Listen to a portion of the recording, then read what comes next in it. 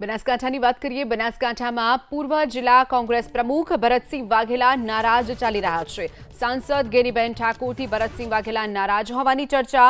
પૂર્વ ધારાસભ્ય ગુલાબસિંહ રાજપૂત હાલમાં જિલ્લા કોંગ્રેસ પ્રમુખ છે, ત્યારે નારાજ ભરતસિંહ વાઘેલા રાજીનામું આપે તેવી પણ અટકળો વહેતી થઈ છે।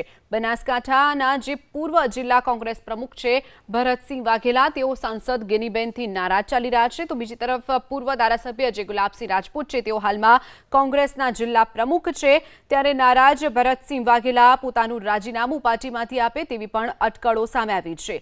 સાંસદ ગેનીબેનથી નારાજ ચાલી રહ્યા છે ભરતસિંહ વાઘેલા। વધુ વિગતો સાથે સંવાદદાતા વસંત આપણી સાથે ફોન લાઈન પર છે।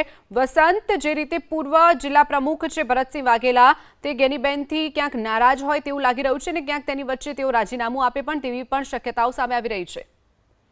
બિલકુલ મહત્વની વાત છે કે જે રીતે જિલ્લા પ્રમુખોની વરણી થઈ છે કોંગ્રેસમાં, ત્યારબાદ ક્યાંક ભરતસિંહ વાઘેલા કોંગ્રેસથી નારાજ હોય તેવું લાગી રહ્યું છે।